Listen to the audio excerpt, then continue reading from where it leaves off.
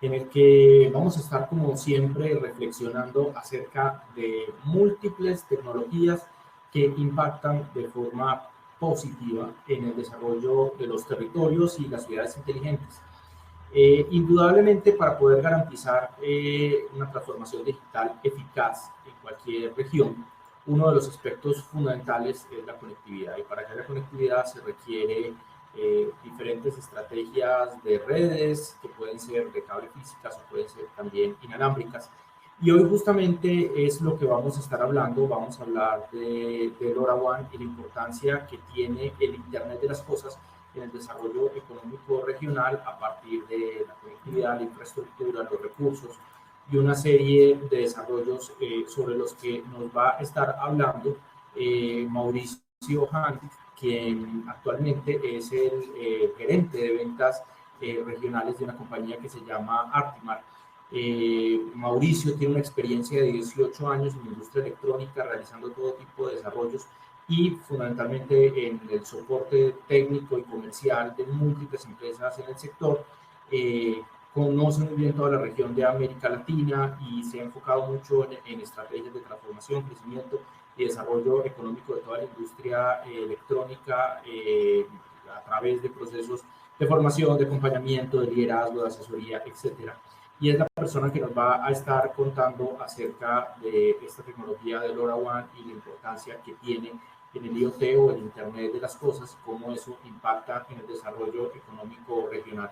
Insisto, desde múltiples miradas, desde la mirada de la tecnología, de la infraestructura, de la conectividad, etcétera. Entonces, sin más preámbulos, quiero darle paso a Mauricio, que ha preparado una presentación. Les recuerdo que él nos va a estar haciendo esta presentación inicialmente, donde va a poner sobre el tapete los diferentes conceptos y aspectos claves que deben ser tenidos en cuenta sobre esta tecnología y sobre todos los desarrollos de IoT. Y posteriormente, si ustedes lo desean, pueden a través del chat elaborar las preguntas que consideren de relevancia. Yo las estaré trasladando a Mauricio y bueno, conversaremos un poco después de su exposición sobre los alcances del tema. También recuerden que una vez concluido el webinar queda disponible en la página web de Andinalink Virtual, de smartcities.com y en el canal de YouTube de Andinalink Virtual, donde pueden volver a verlo las veces que quieran para reforzar los conceptos que acabamos de trabajar. Entonces, sin más preámbulos, Mauricio, muy buenos días, muchísimas gracias por acompañarnos y adelante, por favor, cuéntanos acerca de LoRaWAN y el impacto positivo que tiene desde la IoT y la transformación regional. Muchísimas gracias, Gabriel, muchísimas gracias. Es un gusto estar. Voy a compartir ahí mi pantalla. Bueno, buenos días a todos. Sean bienvenidos. También vi ahí entre los asistentes que hay un viejo amigo al que le debo decir bonjour en vez de buenos días, así que buenos días. Gracias por estar en el seminario. Y bueno, como bien decía Gabriel, mi nombre es Mauricio Hansik. Ahí tienen mi email de contacto por cualquier cosa posterior que necesiten conversar. Yo soy gerente regional en la empresa Artimar, es una empresa brasilera. Después les voy a contar brevemente qué es lo que hacemos.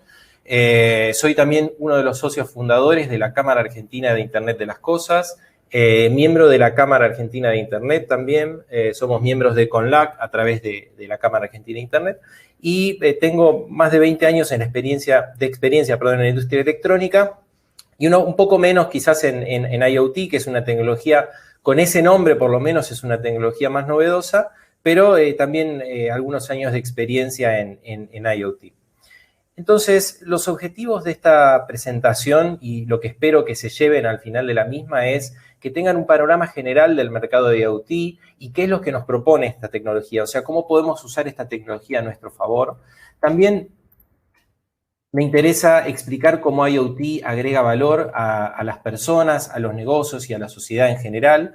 Quisiera exponer un poco el potencial impacto que IoT puede tener en el desarrollo de las economías regionales y, por último, conocer por qué LoRaWAN nos puede ayudar con este desafío tecnológico. Vamos a hablar de LoRaWAN en particular hoy porque es una tecnología que trabajamos y en la que tenemos experiencia. Hay otras tecnologías que también ayudan a esto, ¿sí? Así que hoy vamos a hablar de LoRaWAN, pero hay otras tecnologías que también nos pueden ayudar. Bueno, esta presentación obviamente se enfoca en IoT, como ustedes habrán visto, pero es importante entender que el término IoT o Internet of Things describe un rango muy diverso de tecnologías que se usan para conectar dispositivos. Está LoRaWAN, está Sigfox, está Cat-M1, está NB-IoT, está 3G, está, no sé, la radio tradicional, VHF, o sea, cualquier dispositivo que yo utilice para conectarme a la Internet de alguna manera lo podría considerar IoT. Entonces, dentro de esta presentación vamos a incluir dentro de lo que llamamos IoT todas las tecnologías de comunicaciones, incluyendo las tecnologías operacionales, las comunicaciones machine to machine, lo que se llama industria 4.0, absolutamente todo lo metemos dentro de lo que llamamos IoT para los conceptos de esta presentación. Y también es importante entender que si bien IoT es algo nuevo como término, el término IoT es relativamente nuevo, el concepto de cosas conectadas existe mucho antes de que siquiera existiese la Internet. Yo tengo clientes que me dicen, yo hacía IoT antes de que existiese el IoT. Y es verdad, porque todos siempre intentamos conectarnos de alguna forma en los equipos. Hoy en día, en el mercado, nosotros, una de las empresas que Artimar representa, la empresa en la que yo trabajo, nosotros representamos, es Microchip. Microchip es un fabricante de semiconductores y dentro de sus estudios de mercado que hizo en el último año y medio, determinó seis megatendencias, se le llaman. Son 6 mercados que van a guiar o a comandar el crecimiento de la industria electrónica. Estos 6 mercados, como pueden ver, son los que están en pantalla, son el mercado de 5G, de la conectividad de 5G, el mercado de los data centers, porque imagínense que todo lo que uno está conectando a Internet termina generalmente en un data center y necesito procesar esos datos y mostrar dashboard y hacer inteligencia artificial, no sé, hay un montón de cosas que terminan en un data center. Después, el tema de los vehículos autónomos o la conducción asistida. Después, el tema de Machine Learning e inteligencia artificial también es una de las tendencias del mercado.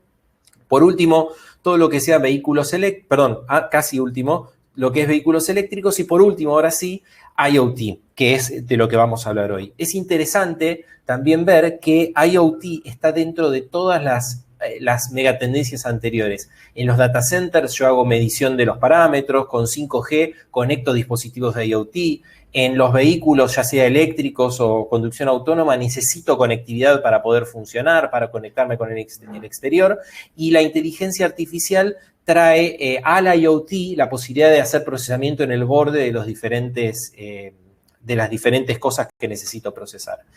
Dentro de la megatendencia de IoT existen tres partes específicas que son las que van a estar dirigiendo este mercado. La primera son las fábricas inteligentes o Smart Factory. La segunda son las casas inteligentes o edificios inteligentes. Y lo último son Smart Cities o ciudades inteligentes. En particular, hoy vamos a hablar algo más cercano a Smart Cities, porque es un poco la temática del evento. Pero de vuelta, lo que vamos a conversar aplica un poco a todos los mercados de IoT.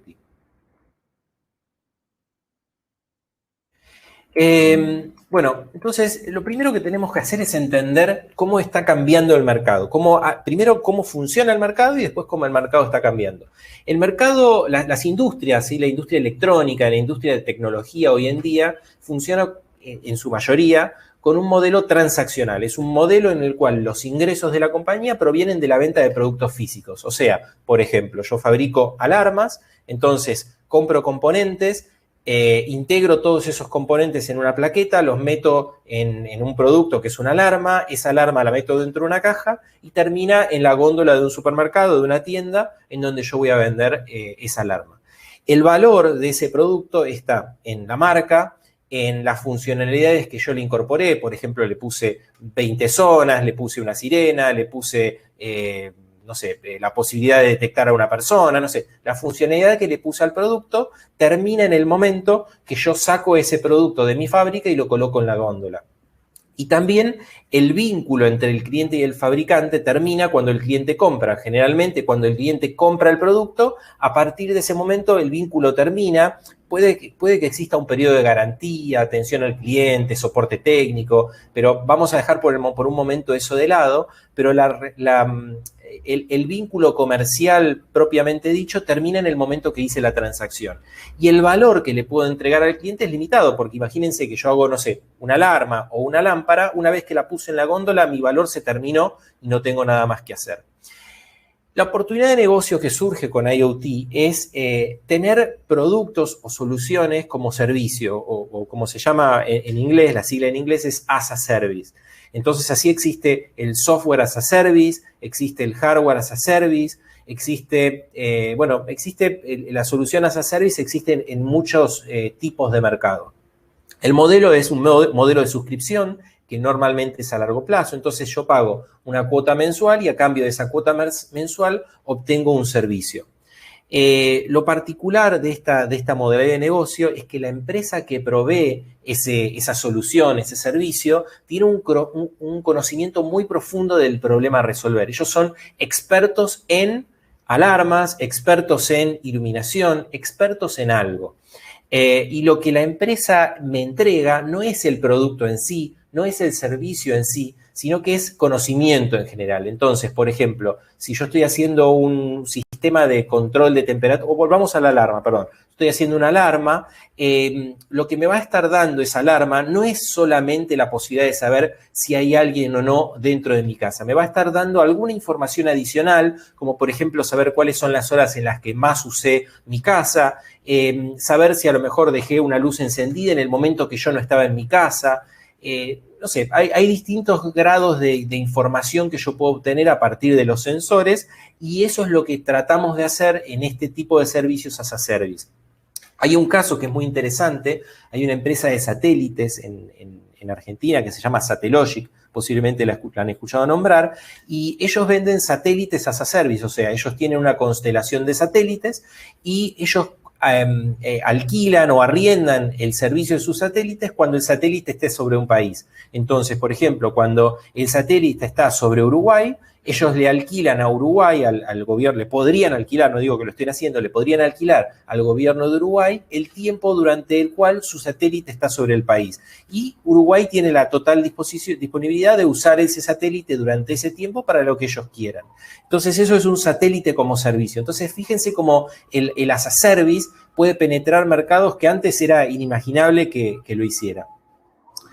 Dentro de IoT existe una cadena de valor, no es que simplemente yo compro un hardware, lo instalo y ya con eso tengo una solución armada. Existe una cadena de valor. Esa cadena de valor comienza con los componentes electrónicos. Esos componentes electrónicos son montados en un dispositivo, por ejemplo, en una alarma, como estábamos diciendo antes. Esa alarma necesita de alguna manera conectarse, porque recuerden que yo la necesito conectar a la internet. Entonces, esa alarma necesita de una red de algún tipo para conectarse. Puede ser Wi-Fi, puede ser LoRa, puede ser celular, puede ser satelital, puede ser cualquier tipo de tecnología de comunicaciones. Esas comunicaciones terminan en un software que luego terminan en una integración. La integración la hace generalmente una empresa, déjenme, perdón, tengo un problema acá en la pantalla, ahí estamos. La integración la hace generalmente una empresa que conoce la problemática, conoce los dispositivos, tiene acceso a la red, tiene acceso al software y son capaces de tomar cada una de esas partes y con esas partes armar una solución que esté ajustada al cliente final. Entonces, por ejemplo, el cliente final no va a comprar una alarma en una tienda, va a comprar una solución de monitoreo. Y la empresa de monitoreo compra la conectividad celular, compra la alarma que la fabrica el fabricante de la alarma, tiene un software que hace el monitoreo y le ofrece al cliente final una solución para el monitoreo de la alarma de su hogar. Entonces ellos proveen un servicio, el servicio de monitoreo, y a partir de ese servicio se genera la monetización del negocio. Pero se necesita que se den todas estas partes para que al final se pueda producir la monetización, si no, no funciona. Esta cadena de valor tiene distintos integrantes, porque hablamos del integrador, pero el integrador usa a otras empresas y otras compañías que van haciendo distintas cosas. En primer lugar tenemos la fábrica, que es la que, por ejemplo, fabrica la alarma. Tenemos los servicios de IT, que pueden ser empresas que hacen desarrollo de software, plataformas, data centers, ese tipo de soluciones, o la conectividad de Internet. Después tenemos la red telco, en el caso que tengamos una conectividad en el cual necesitemos una red, puede ser Internet, puede ser 3G, puede ser LoRaWAN, puede ser Sigfox, puede ser alguna otra tecnología, pero necesito tener algún partner o algún tipo de solución de red. Y por último tengo el integrador, que es la empresa, por ejemplo, en el caso que usamos antes, la empresa de monitoreo. En la conjunción de estas cuatro cosas está la solución de IoT. La solución de IoT tiene que tener una pata en cada una de estas piezas.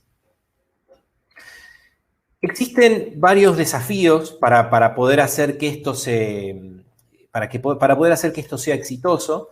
El primero de los desafíos es falta de análisis en relación al retorno de inversión. Hay muchas empresas que están haciendo IoT simplemente por querer hacer IoT, porque IoT es la moda, entonces me pongo a hacer IoT, pero no analizo cuál es el retorno real de la inversión, cuál es el valor que yo realmente le estoy llevando a mi cliente y cuánto tiempo me va a llevar que mi cliente tenga un retorno de inversión o yo tener un retorno de inversión. Eso es algo que se está haciendo poco. Por ejemplo, cuando se instala un sistema de monitoreo ambiental en una ciudad, no se está viendo realmente y profundamente el porqué de lo que estoy haciendo. Simplemente se está haciendo. Voy, instalo un sistema de monitoreo, pero no entiendo el porqué de lo que estoy haciendo. Es muy importante entender el porqué, porque cuando yo entiendo el porqué y entiendo el retorno de la inversión, después, cuando yo ya hice todo mi piloto, instalé los dispositivos, los probé, tengo todo funcionando, puedo mirar hacia atrás y ver que dio resultado. Hemos visto todos muchos proyectos que empiezan, que se ejecutan, que se realizan durante un tiempo, durante 3 o 6 meses, y cuando el proyecto termina, la persona que estaba usando el proyecto dice, bien, perfecto, el proyecto funcionó, pero la verdad es que no gané nada con este proyecto, no tuve ningún beneficio claro. Y eso es porque desde que comenzó el proyecto no se evaluó cuál iba a ser el objetivo esperado, el porqué del mismo. Después, otro desafío muy importante es cuando se intenta integrar verticalmente toda la solución sin evaluar cuáles son las capacidades que yo realmente tengo. Es común también en empresas, por ejemplo, en empresas de hardware, que deciden que van a hacer IoT y entonces intentan acaparar la conectividad, el hardware que ya conocen, intentan acaparar el software, la nube, la facturación del servicio, intentan hacer absolutamente todo para intentar capturar la mayor cantidad de facturación que sea posible, la mayor cantidad posible de revenue. El problema de eso es que nos aleja de nuestra área de experiencia, nos aleja de nuestro expertise, nos pone en una posición incómoda en la cual a lo mejor tenemos que empezar a trabajar sobre nubes que no conocemos, sobre tecnologías de comunicaciones que no conocemos, y entonces eso lo que provoca es que, primero que incrementa la inversión, y en segundo punto, extiende mucho el plazo que necesito aguardar para lograr un equilibrio financiero en el negocio. Entonces, de repente se empiezan a ver muchos negocios de IoT que no son redituables. ¿Por qué? Porque estoy tratando de hacer todo, estoy intentando reinventar la rueda en cada uno de esos puntos de la cadena de valor que les mostré antes. Otro desafío que tenemos, que hemos visto mucho en nuestros países, es la disponibilidad de personal idóneo para realizar las tareas, ya sea ingenieros de software, sobre todo de hardware, de software no tanto. En software es más difícil conseguir el recurso, pero están. Lo que pasa es que hay una demanda muy grande en ese mercado, pero en hardware existe sí una falta de disponibilidad de personas para realizar las tareas. Y después tenemos también algunas trabas en lo que se respecta a cuestiones relacionadas con la certificación, con la homologación de los equipos, o mismo el uso del espectro. En Venezuela, por ejemplo, estamos trabajando en algunos proyectos de IoT, pero todavía no está definido cuál va a ser el espectro en el cual va a estar permitido trabajar. Entonces eso frena y desengrasa un poco los engranajes que necesitamos que funcionen para que todo llegue a buen puerto. Entonces, una de los puntos de los cuales que me gusta compartir con ustedes, me gustaría compartir con ustedes, es el tema de la democratización de la conectividad. Estamos viendo que está sucediendo, no solo de la conectividad, pero sino también de la tecnología, está sucediendo que está siendo mucho más accesible y más posible para todos acceder a la tecnología. Y acá, bueno, tomé prestada una frase que me parece que es interesante, que dice que la importancia de democratizar la tecnología es que las diferentes generaciones, o sea, nosotros y nuestros hijos y los hijos de nuestros hijos, puedan, en términos de accesibilidad y aprovechamiento, utilizar y comprender diversas herramientas sin exclusión del conocimiento y con el objetivo de adoptar acciones que contribuyan al desarrollo social y cambien al mundo mediante la tecnología. Ese es el objetivo de democratizar la tecnología. Entonces, el proceso actual de democratización tiene 4 partes que vamos a ver y que son las siguientes. La primera es la accesibilidad. Hoy en día hay una accesibilidad muy importante de distintas tecnologías, ya sean propietarias, abiertas, en este momento no lo vamos a distinguir, pero es muy fácil hoy conectarse a una red LoRaWAN, Wi-Fi, Bluetooth, NB-IoT, 5G, Zigbee, 3G, 4G, no importa. La tecnología que esté disponible donde ustedes estén, esa tecnología hoy existe y es fácil conectarse. Hace 10 años quizás no era tan fácil conectarse a una red LoRa ni hablar, pero a una red 3G, 4G. Había otros obstáculos que hoy están bastante resueltos. Por otro lado, los costos de implementación de estas soluciones están en una curva que es absolutamente descendente. Cada día es más fácil y más económico conectarse a una de estas redes. Antes un módulo de comunicaciones costaba a lo mejor $20 y un módulo equivalente cuesta 6, 7. Entonces es mucho más fácil conectar más dispositivos. Por otro lado, existe un énfasis en simplificar las implementaciones. Para eso hay soluciones de código abierto, está el Arduino. Hay muchas soluciones que apuntan a que sea más fácil lograr esta conectividad para cualquier persona, no solo para los expertos en tecnología. Y por último, y no por eso menos importante, es la disponibilidad de productos. Hoy yo puedo entrar en Amazon o en Mercado Libre, en la tienda online que sea común en el país de ustedes, y si ponen Arduino LoRa o Arduino 3G o Arduino Wi-Fi, van a encontrar una placa que tiene esa conectividad o las piezas por lo menos para armar esa conectividad de forma fácil comprándola en Mercado Libre, que la recibo mañana o pasado mañana a un costo razonable y me permite empezar a trabajar rápido. A eso llamo dar accesibilidad a la gente. Por otro lado, está el aprovechamiento, o sea, el saber aprovechar lo que tengo. Poder cuantificar, bueno, yo estoy conectando una solución de conectividad en mi sistema. ¿Cuál es el valor que eso, de cuánto es el valor que eso me está agregando? ¿Cuál es el valor que está agregando poder medir la temperatura en la heladera de las vacunas? Bueno, eso implica que, no sé, que las vacunas no van a perder su cadena de frío, y si no pierden su cadena de frío, puedo a lo mejor extender el radio de distribución y puedo disminuir las pérdidas. No sé, cada mercado tiene su valor propio, pero el desafío y la propuesta es que el mercado que ustedes trabajen se dediquen a cuantificar ese valor. Porque si yo no cuantifico cuál es el valor de lo que estoy haciendo, de repente eso que estoy haciendo no tiene ningún valor. O sea, si yo no explicito el valor no existe. Además, ese valor me permite analizar el retorno de inversión y entender cuál es el resultado esperable, ¿sí? Si yo simplemente hago un sistema de medición de temperatura de vacunas solamente porque soy geek y me gusta medir la temperatura de las vacunas, es posible que no llegue a ningún puerto. Ahora, si yo hago un análisis de cuáles son las pérdidas que hay todos los años en vacunas y en función de eso hago un producto para medir la temperatura de las vacunas, es posible que consiga inversión, que pueda financiar de alguna forma más real mi proyecto y que ese proyecto termine realmente en un producto, en algo comercializable y en algo que permita desarrollar la economía de donde sea que yo esté.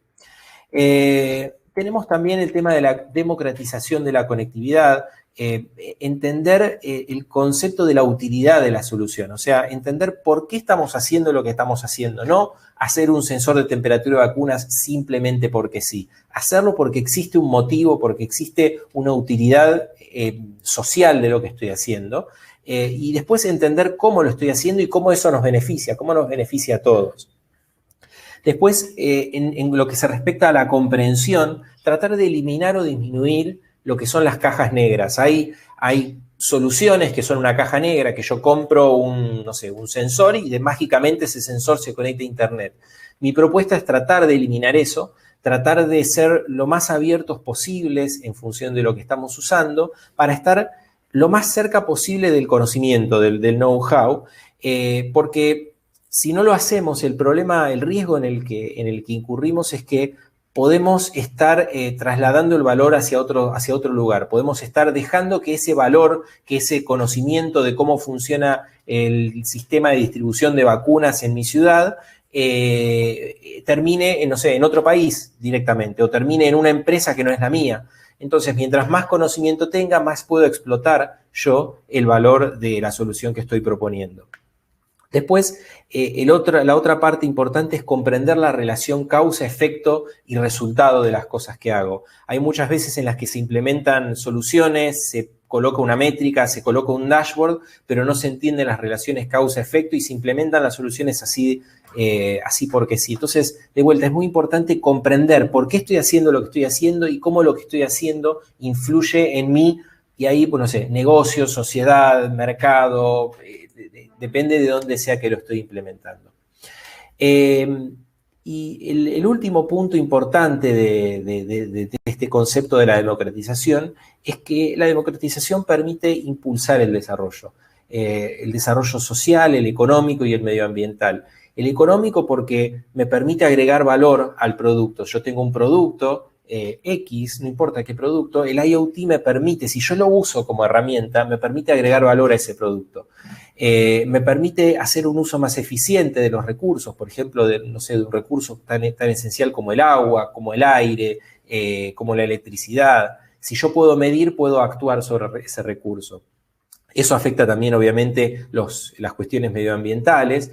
Y por último, en lo que es la cuestión social, el hecho de poder democratizar la conectividad y la tecnología de Internet de las Cosas permite alfabetizar digitalmente a la población y mejorar la posibilidad de desarrollo de microemprendimientos. Hay muchas empresas acá en Argentina que les puedo compartir que se han desarrollado, por ejemplo, alrededor de los medidores de dióxido de carbono que se usan para determinar si hay o no mucha gente en una sala por el tema del coronavirus, ¿no? Entonces, a partir de esa tecnología y a partir del acceso tan simple que tiene la tecnología, se han generado alrededor de 10, 15 empresas que están hoy vendiendo productos para esa solución. Entonces, y son empresas que antes no existían, es gente que antes estaba haciendo otra cosa y ahora está generando divisas, está generando PBI básicamente, con un mercado que antes no existía. Por eso me parece que es interesante para el desarrollo social. Hay muchos riesgos dentro de esto y tenemos que no tener miedo, pero estar atentos a la privacidad de los datos, que es un tema para toda una charla totalmente independiente. La propiedad de los datos también. Yo estoy midiendo cosas, bueno, ¿quiénes son los dueños de esos datos? ¿Quiénes son los dueños de los resultados? ¿Quiénes son los dueños de los algoritmos que se desarrollan para hacer análisis? Después en ciertos negocios, en ciertos mercados, necesitamos tener transparencia de esos algoritmos y los procesos que están involucrados, sobre todo cuando nuestros algoritmos toman decisiones sobre la sociedad o sobre las personas, necesitamos que esos algoritmos sean transparentes, que sean auditables. Muchas veces el uso de modelos erróneos o que tienen ciertas tendencias dan como resultado algoritmos que tienen sesgos y afectan a la población realmente, ¿sí? Después hay que tener en cuenta que es cuando yo uso algoritmos que vienen del exterior me refiero que no son de mi país o que no son de mi empresa, pueden generar una dependencia hacia ese algoritmo y entonces yo al final tengo una solución tecnológica que depende de un algoritmo que no controlo y que fue generado en otro lado, que no sé cómo fue generado, que no sé qué criterio se usó para generarlo y que a lo mejor puede cambiar de un día para el otro sin que yo lo quiera o sin que yo lo prevea. Y el otro riesgo también que es importante es que si todos, por ejemplo, si vamos a cultivar aguacates, por ejemplo, y todos usamos el mismo algoritmo para cultivar aguacates, todos los aguacates van a ser iguales, ¿sí? Entonces, tratar de que mi algoritmo, que mi solución esté ajustada a mi necesidad, a mi mercado y a mi propuesta de valor, para que al fin del día mi aguacate o mi producto sea el mejor producto que yo puedo hacer usando la tecnología como herramienta y como aliado. Entonces, un poco en resumen, la cadena de valor consiste en entender, procesar y usar los datos. Un ejemplo es que el dato en sí no tiene ningún valor. Por ejemplo, yo no le voy a pagar a alguien para que me diga cuál es la temperatura de mi cuerpo, ¿sí? Yo no le voy a pagar a una persona para que me diga que yo tengo 37, 37,5 o 38 grados.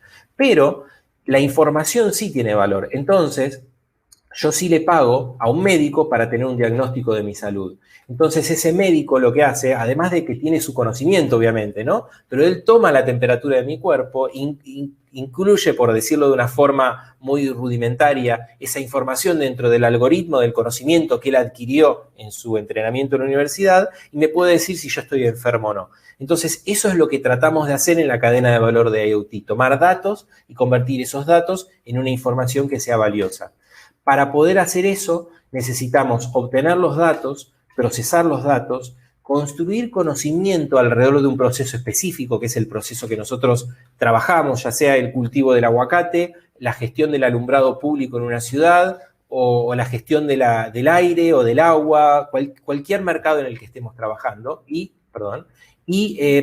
proveyendo insight o información detallada y pertinente alrededor de un negocio para los clientes. Les voy a dar un ejemplo. Este es un ejemplo de agricultura inteligente.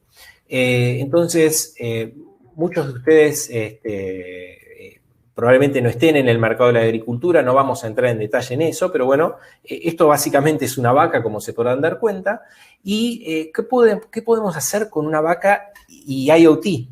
Entonces, la primera solución que surgió con la vaca y IoT fue decir, bueno, quiero ubicar la vaca, quiero saber dónde está la vaca, porque si yo sé dónde está la vaca, la puedo ir a buscar. Eso fue lo primero.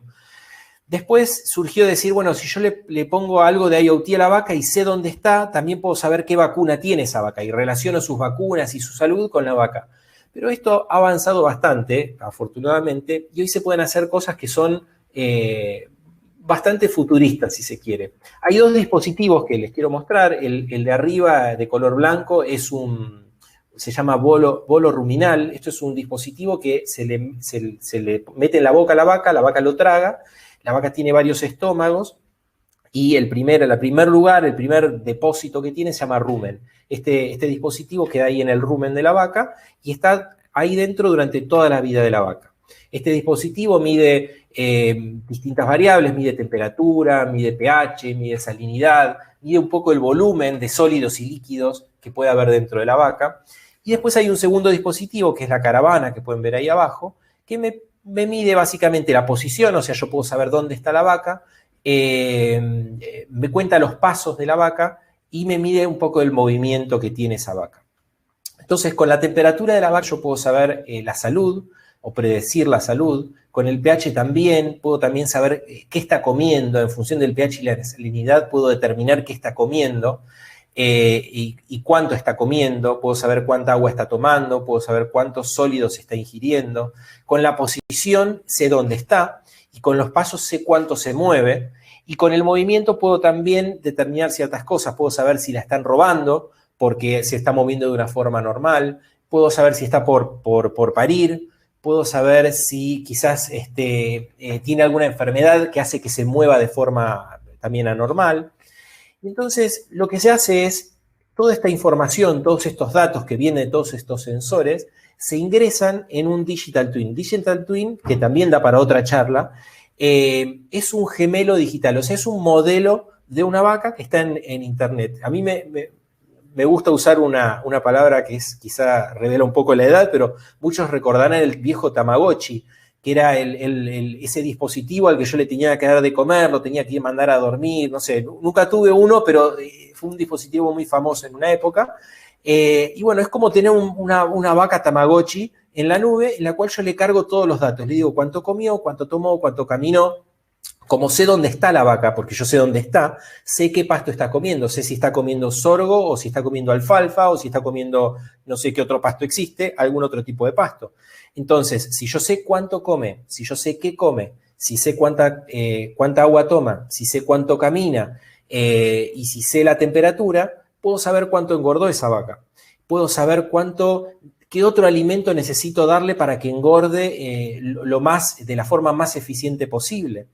Entonces, de repente, estos sensores colocados adentro de una vaca y procesados por una nube que conoce cómo funciona este tipo de animales, me agregan más valor a la cría del ganado que yo tengo. Me permite mejorar mis procesos, entonces yo puedo dejar mi ganado durante más o menos tiempo en el campo en el que se están alimentando, les puedo llevar más agua, puedo optimizar los recursos. Entonces, si yo necesito mover las vacas mañana, las voy a mover mañana, no voy hoy a ir a ver cómo están las vacas. Voy directamente el día que realmente tengo que ir. Con eso reduzco los costos operativos, reduzco mi riesgo porque puedo saber cuándo se están por enfermar, puedo disminuir los contagios, puedo prevenir los robos de ganado.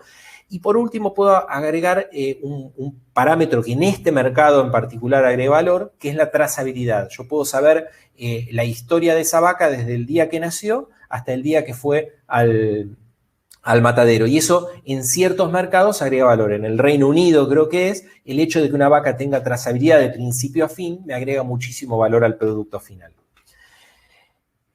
Ahora entremos un poco dentro del LoRaWAN para ya ir cerrando la presentación.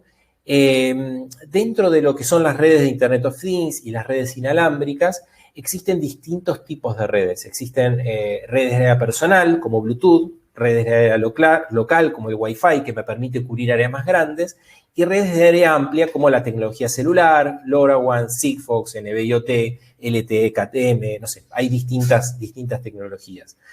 En particular, les quiero contar sobre LoRaWAN, que es una tecnología que trabajo hace bastante tiempo.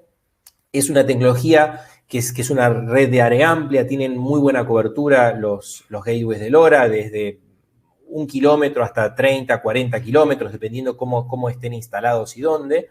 Me sirve para hacer monitoreo y control, me sirve para hacer controles de iluminación, agricultura inteligente, energía, control de energía, agua, gas, electricidad, para hacer ciudades inteligentes, ya sea controlando semáforos, el alumbrado público, los estacionamientos, hay distintas soluciones en Smart City, y también para Smart Home o seguridad, porque puedo colocar sensores dentro de las casas. Lo que tiene de interesante LoRaWAN es que es una tecnología que está abrazada por una alianza. Hay una alianza de empresas, que es la LoRa Alliance. Es una asociación abierta, sin fines de lucro, todos pueden participar, se pueden sumar a la alianza. Y la misión de la alianza, como ven ahí, es estandarizar las redes LP WAN, que son las redes de baja potencia y de alto alcance, de largo alcance. Todos los miembros de la alianza colaboran para garantizar el éxito del protocolo y todos los miembros de la alianza escriben el protocolo. El protocolo pueden entrar y bajarlo de internet. Como les dije, es una asociación sin fines de lucro. Hoy tiene alrededor de 500 miembros en todo el mundo. Otro punto interesante es que cada parte de la red, las redes de LoRaWAN tienen muchas partes que vamos a ver ahora, les voy a mostrar cuáles son. Cada una de esas partes de la red, que son los gateways, los servers, los dispositivos, tienen muchos proveedores que pueden brindar esas soluciones. Entonces, si yo voy a hablar de gateways, hay, no sé, 20, 30 proveedores de gateways. Si voy a hablar de servers, también quizás hay 10, 20 proveedores de servers. Si voy a hablar de dispositivos, hay muchísimos más. Y en cada una de estas etapas, ya sea de gateways, de servers o dispositivos, existe un componente open source. Yo puedo buscar un gateway open source, aunque quizá no es lo más eficiente, ¿no? Porque se usan pocos gateways, entonces no es quizá lo más viable. Existen servers open source y existen dispositivos open source. O sea, yo podría hacer toda una red LoRaWAN desde cero sin tener que depender de ninguna empresa. Quizás económicamente no es lo más viable, no es lo más inteligente, pero el hecho de que yo pueda hacer eso permite que yo pueda hacer una red y que cuando estoy montando esa red no tener el riesgo o el temor de que voy a quedar atado de por vida a un proveedor de una marca específica en una solución particular. Existe un despliegue muy grande en todo el mundo, en las diversas variantes que tiene. LoRaWAN tiene posibilidad de hacer redes públicas, de hacer redes privadas, de hacer redes on-premises, en la nube, y cada una de los despliegues que hay en el mundo usa una versión distinta. Hay una red muy grande, por ejemplo, en la India, que tiene alrededor de 8.000 gateways, que es una red que soporta, bueno, yo trabajo con OrbiWise en los servers, y nosotros damos soporte a esa red. Los gateways de esa red son gateways Kerlink, que son uno de los mejores gateways que hay en el mundo. Después hay otras redes que están, por ejemplo, en Sudamérica. Hay una empresa que se llama IEP, que tiene una red pública de LoRaWAN, que también usa los gateways de Kerlink y el server de OrbiWise. Después, el otro punto importante es que este tipo de redes no requiere, de LoRaWAN particularmente, perdón, no requiere el pago de licencias para usar la tecnología. A ver, ¿cómo es esto? No tengo que pagarle a la alianza para usar la tecnología LoRaWAN, ¿sí? Si yo contrato un server o si contrato un gateway, probablemente voy a tener que pagarlo, obviamente, porque eso tiene un costo, porque hay gente detrás de eso que me da soporte, pero no se necesita pagar una licencia de uso como se necesita en otro tipo de tecnologías. Y entonces eso me da la posibilidad de que todo esto funcione 100% independiente de cualquier persona o entidad si yo quisiera. Las ventajas o las características particulares de LoRaWAN es que es una red tipo estrella, ¿sí? O sea, yo tengo un gateway y de ese gateway se conectan todos los dispositivos, es bidireccional, es una red que está pensada para un data rate bajo y para dispositivos de bajo costo, que van a funcionar en su mayoría a batería y que la duración de la batería es bastante grande. Estamos hablando de que los dispositivos van a durar varios años la batería, conectándonos un par de veces al día, 5 o 10 veces al día, podemos hablar de varios años de duración de batería. No se necesita tener repetidores y no se necesita la complejidad que a veces tienen las redes mesh. Las redes mesh son como, por ejemplo, Zigbee, que son redes en las cuales se van generando saltos entre los dispositivos. En esas redes yo tengo que hacer una ingeniería muy grande porque tengo que prever dónde voy a necesitar un concentrador, dónde voy a necesitar hacer un salto. En LoRaWAN es un poco más simple, yo pongo un gateway, ese gateway tiene, no sé, 3 kilómetros de radio de cobertura, cualquier dispositivo que esté en ese radio se va a poder conectar a la red sin ningún problema. Y es una red que es ideal para Internet de las cosas en general, para machine to machine, automatización industrial, aplicaciones de bajo consumo, bajo costo, sensores de batería, ciudades inteligentes, medidores, agricultura, etc. Esta es la topología básica de la red. La red tiene 4 partes fundamentales. La primera son los dispositivos finales que los ven ahí debajo, que no sé, puede ser un rastreador, un medidor de energía, la vaca que está ahí, no sé, cualquier dispositivo que mide algo. Esos dispositivos se conectan con los gateways. Los gateways son equipos que están en una antena generalmente, en una torre, perdón. Esos gateways reciben los datos de cualquier dispositivo LoRa que esté en su radio de alcance y los retransmiten a la siguiente capa, que es el network server. El network server es el corazón de la red de LoRa, porque la red LoRa está concentrada en el network server y el network server se encarga de administrar toda la conectividad de la red, saber a qué gateway está conectado cada dispositivo, cómo tengo que hacer para transmitirle un mensaje a los dispositivos, a los gateways, qué canales de frecuencia quiero que usen, a qué potencia quiero que transmitan, optimiza un poco el flujo del tráfico de la red, hay muchas cosas que hace el network server. Y también otra cosa que hace es que se comunica con el application server. El application server es la capa que ve el cliente, el dashboard, el indicador de temperatura, la web, no sé, como ustedes le quieran decir, pero es el punto final de la red. Vamos a ver entonces cómo es una topología LoRaWAN en la vida real. Yo tengo por un lado el dispositivo acá del lado izquierdo de la pantalla. Ese dispositivo se conecta por una frecuencia que en Sudamérica es de 900 MHz, 915 MHz. Se conecta con un gateway. Ese gateway está conectado por medio de IP, ya puede ser fibra, cable, ADSL, celular, no sé, de la forma de conectividad que ustedes quieran. Está conectado con el network server y el network server también está conectado de alguna forma por internet con un application server.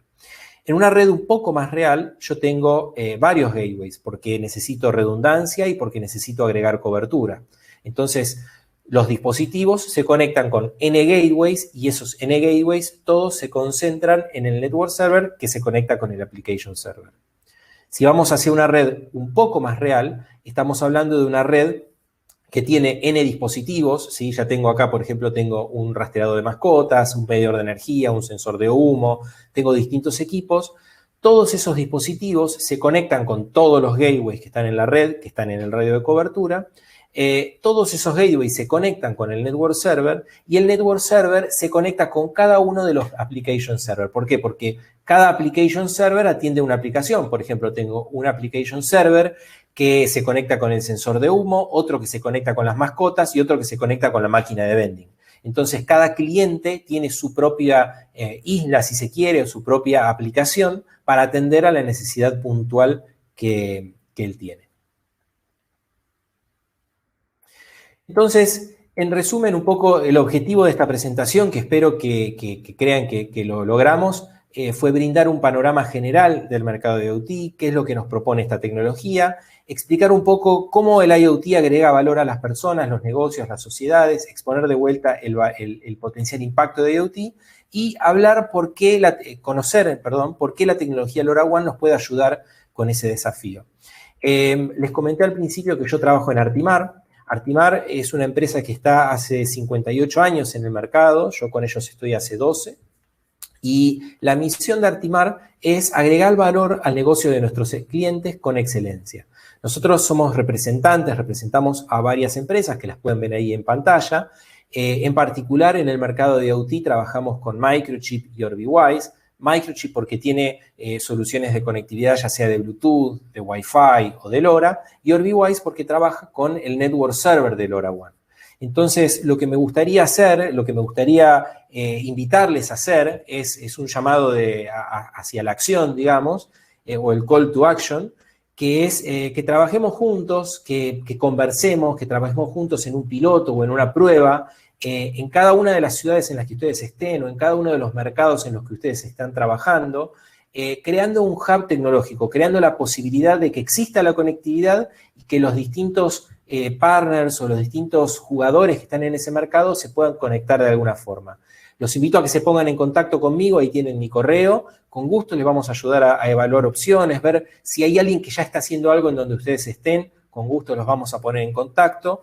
Y por último, instarlos a que se sumen al ecosistema IoT emprendedor que haya en la región que ustedes estén. Hay asociaciones locales, acá en Argentina está la Cámara Argentina de IoT, en cada país hay alguna entidad que se encarga de eso. Si quieren también me pueden escribir y si yo la conozco en el lugar donde ustedes estén, los pongo en contacto. En Medellín, por ejemplo, es Ruta N. No sé, hay distintos ecosistemas emprendedores en cada localidad. Lo urgente acá es mapear cuál es la necesidad del mercado, mapear cuáles son los problemas que hay que resolver y ponernos a trabajar en resolver esos problemas. Y ahora sería el momento entonces de abrir el espacio para discusión abierta y preguntas. Muy bien, Mauricio, muchísimas gracias. Creo que ha sido muy revelador, muy interesante toda la exposición que has hecho. Hay varias preguntas respecto de las redes LoRaWAN, particularmente Samuel Beltrán nos pregunta pues, cuáles existen en América Latina. Yo creo que ahí me gustaría que profundizaras en algunos temas específicos. Ese tipo de red utiliza banda abierta, cómo se implementa. Creo que... Sí. LoRaWAN usa una banda abierta que se llama ISM, que es la banda que se usa en la industria industrial, científica y médica. Ese es el nombre técnico. Eso está reglamentado por ITU, por la ITU, que es la Asociación Internacional de Telecomunicaciones, la Unión Internacional de Telecomunicaciones.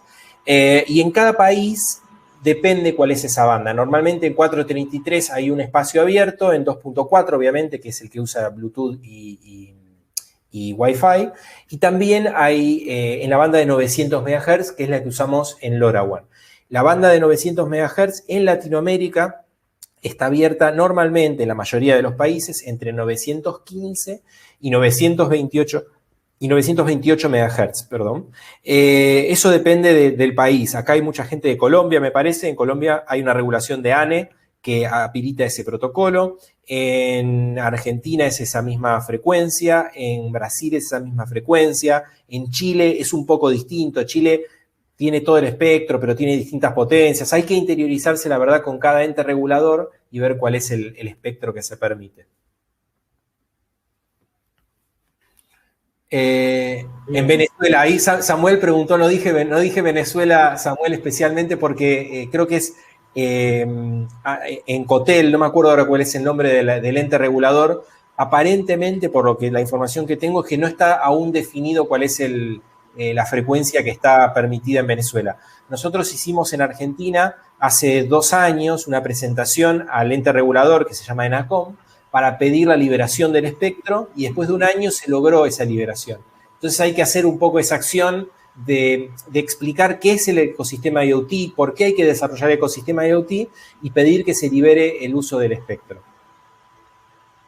Ok, hablemos del 5G, Mauricio. Muchos dispositivos del Internet de las Cosas no se han desarrollado lo suficientemente bien porque requieren una latencia tendiente a cero o prácticamente latencia cero y una confiabilidad de conexión grande.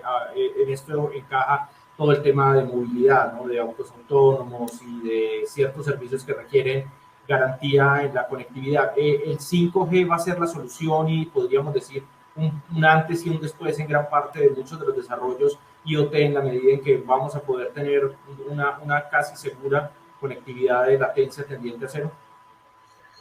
Sí, o sea, el 5G atiende esa necesidad de la latencia cero, de la latencia baja. LoRaWAN y este tipo de redes de bajo consumo no están pensadas para eso. LoRaWAN tiene una latencia que es alta comparada con 5G, pero porque atiende una necesidad diferente. El tema es que tienen objetivos, o sea, son redes que van a terminar funcionando en paralelo las dos, atendiendo necesidades diferentes.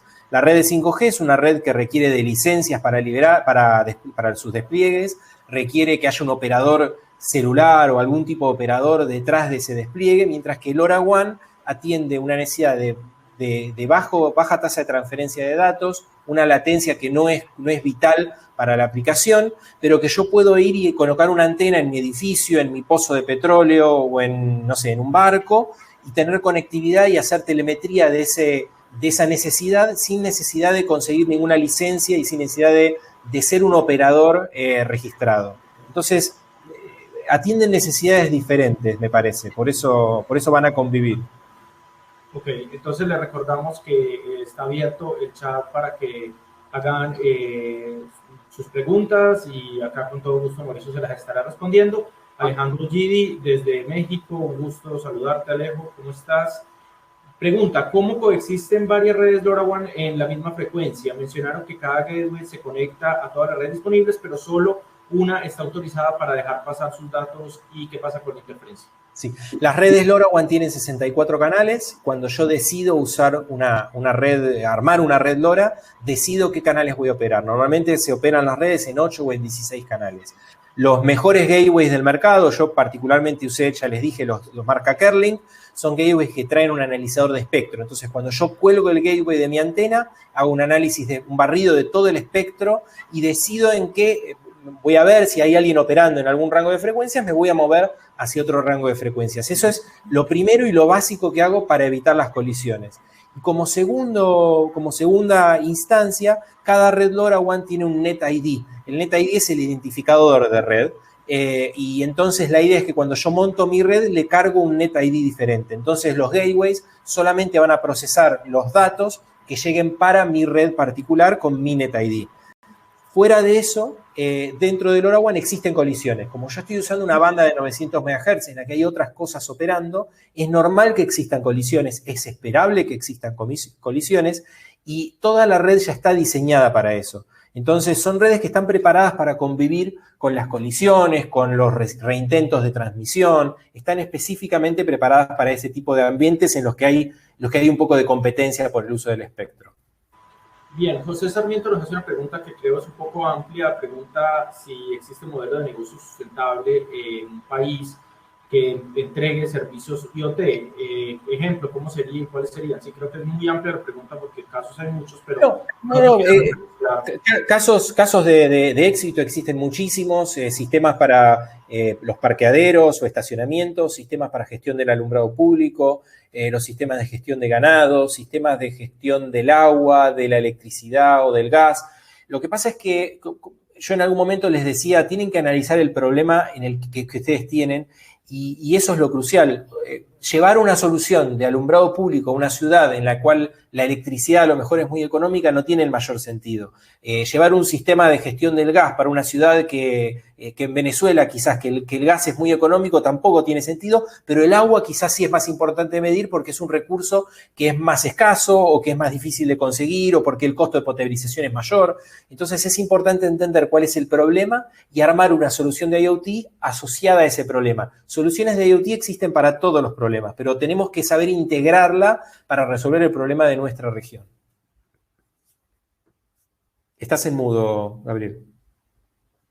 Gracias. Les recuerdo que está abierto el chat para que elaboren sus preguntas, todas las dudas que tengan con Mauricio. Él con todo gusto se las va a estar resolviendo. Nos agradece Alejandro por la explicación. Igualmente, acá Andy pregunta, dice que en Bolivia se usa AU915, es cierto, esa es la banda que se usa en Bolivia, es correcto, y es la que se usa en general en toda Sudamérica, se usa AU915, Brasil usa una que es un poco diferente y Chile también usa una que es un poco diferente, pero en general AU915 funciona en todos los países. Y Luis Chavarrera nos dice que la banda de 900 se superpone con la banda de telefonía. No debería. La banda de telefonía llega hasta los 915. Entonces los gateways, no todos los gateways, ojo, por eso yo mencioné los Kerlink, porque puntualmente Kerlink tiene un modelo de gateway que se llama 923, que trae un filtro. Entonces ese filtro me permite rechazar toda la frecuencia que está por debajo de los 915 MHz y opera de 915 hasta 928. Entonces yo ese gateway lo puedo poner en una torre con una telefonía celular que llega hasta los 900 y pico, sin ninguna interferencia. Hay otros gateways que van desde 902 a 928 y que pueden tener problema en la parte baja de la banda. Mauricio, Alejandro nos dice que MX también usa US915. Te iba a hacer una pregunta, muchas tecnologías de IoT requieren muy poca información, es decir, el envío de un dato muy puntual. He visto que muchas soluciones utilizan la SIM card de cualquier red móvil y lo que hacen es mandar un mensaje de texto con el dato puntual que se requiere. Es decir, muchas veo que simplifican al nivel del uso simplemente de mensaje de texto. Hablemos un poco de eso. Claro, la idea cuando uno trabaja con este tipo de tecnologías donde estoy restringido en el uso del espectro, de la velocidad, de la batería, o cuando tengo alguna restricción específica, la idea ahí es hacer un procesamiento de alguna forma de los datos. Por ejemplo, tenemos una solución en Orbiwise, hay una solución que es para medición de niveles de ruido, ¿no? Entonces, esa solución la estamos usando hoy con la empresa Chevron en Estados Unidos. Ellos tienen una planta cerca del aeropuerto de Los Ángeles que genera ruido, es una planta industrial y genera ruido ambiental. Entonces, ellos tienen que cumplir con unos ciertos parámetros que impone el gobierno y si incumplen esos parámetros, se les cobran multas. Entonces, yo necesito, ¿qué necesito hacer? Necesito medir el nivel de ruido en la fábrica y registrarlo y calcular de una manera si se están violando las normas en cuanto a regulaciones del ruido. Una forma de la cual yo lo podría hacer es colocar un dispositivo y una vez por segundo transmitir el nivel de ruido y ver en alguna nube, en alguna plataforma, ver cuál es el nivel máximo que se alcanzó. Ahora, eso es muy ineficiente porque necesito mucha batería, necesito mucho ancho de banda, necesito mucha conectividad, necesito mucho procesamiento en la nube. Lo que hace la solución que nosotros tenemos, que es una solución que se llama SunPulse, es un dispositivo que toma la medición de ruido, hace un promedio de los últimos X minutos, 5 minutos, calcula un poco el histograma de ruido, calcula la desviación estándar, no sé, hace unos cálculos que son específicos de los análisis de ruido y una vez cada 5 minutos me envía los resultados de ese análisis. Entonces me dice, durante los últimos 5 minutos el nivel de ruido máximo fue este, el nivel promedio fue este, el máximo se dio a esta hora, el mínimo se dio a esta hora. Tengo un histograma que es, por ejemplo, medí 5 veces, medí un nivel de ruido de 80 dB, 20 veces medí un nivel de ruido de 85 dB. Y con eso yo puedo construir un perfil de ruido de la zona, transmitiendo muy pocos datos, porque se transmiten menos de 200 bytes cada 5 minutos. Con eso optimizo batería, optimizo ancho de banda, y eso es algo que hay una tendencia muy grande a hacerlo, a llevar la inteligencia de la solución hacia el borde, hacia el dispositivo que está conectándose a la red.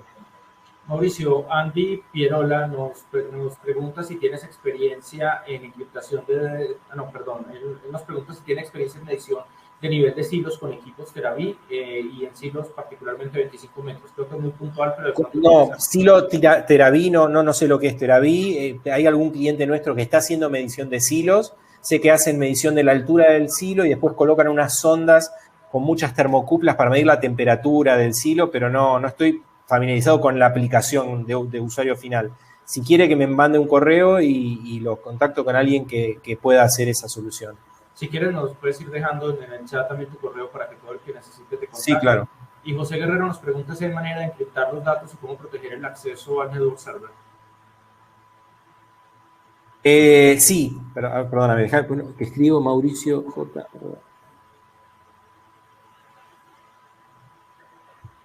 Ahí está. Sí, los datos se pueden encriptar. LoRaWAN tiene dos capas de encripción. Yo no entré hoy muy en detalle en la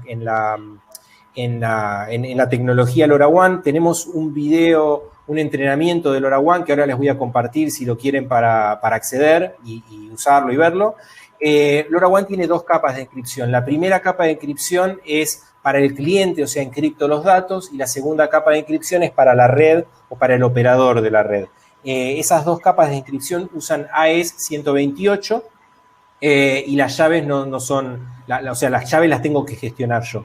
Hay una tercera posibilidad que es encriptar los datos usando dispositivos de hardware, pero bueno, es algo bastante específico que si quieren en algún momento lo podemos ver particularmente, pero se puede agregar un nivel de encripción muy, muy alto en las redes LoRaWAN. Ok, nos pregunta Mauricio Hansik sobre, Samuel, sobre el componente satelital y si, digamos, se pueden articular proyectos con tecnología satelital para IoT. Supongo que básicamente usando internet, porque no vería de otra forma.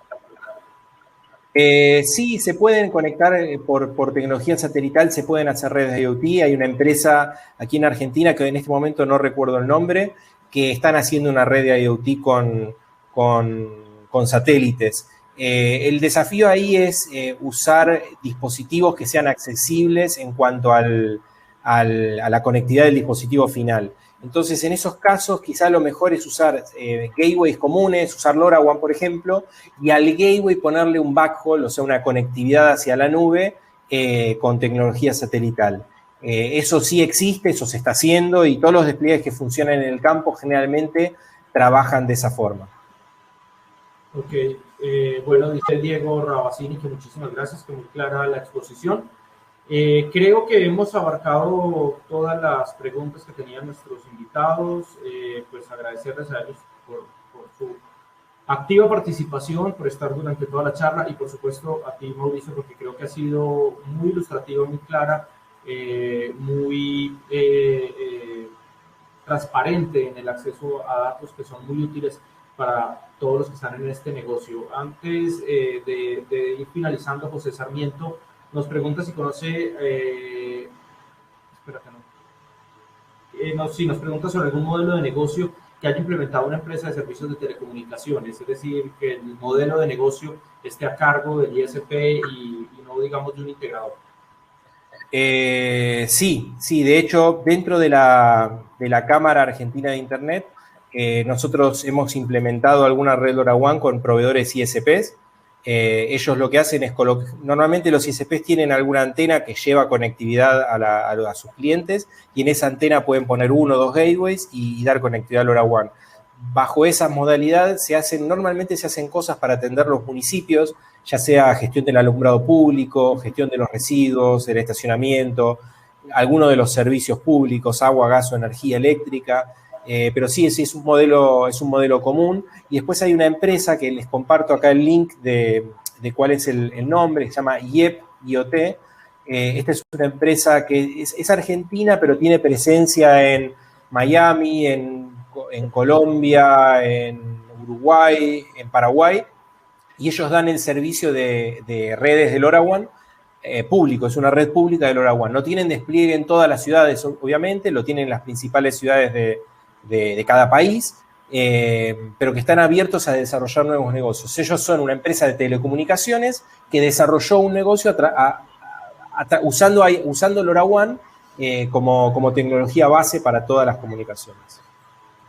Muy bien, Mauricio. Entonces, pregunta Andy Pierola si los equipos de IoT tú los vendes o los alquilas al cliente. ¿O solo...? O sea, yo personalmente no lo hago, pero hay muchos modelos de negocio. Hay gente que vende los dispositivos y hay gente que los alquila. Por ejemplo, en el caso de la gestión del estacionamiento, del parqueadero, es normal que se cobre un fee mensual, se cobra, no sé, $1 por mes y el dispositivo se pone sin ningún costo para el usuario final, para el municipio. Entonces se amortiza el costo del equipo a lo largo del tiempo y eso permite que el despliegue sea mucho más rápido porque no requiere una inversión muy grande por parte de los gobiernos. Ok, bueno, Mauricio, ahora sí, muchísimas gracias. Ha sido muy buena la conferencia. Esperamos tenerte nuevamente porque sin duda este es un tema que en la medida en que estamos hablando de ciudades inteligentes, pues por supuesto el Internet de las cosas y cómo garantizar una eficaz conectividad de todos estos aparatos y dispositivos es fundamental para que lo logremos. Entonces, muy agradecido. Bueno, perfecto. Muchas gracias a todos y que tengan buena tarde. Bueno, una feliz tarde para todos. Chao. Hasta luego.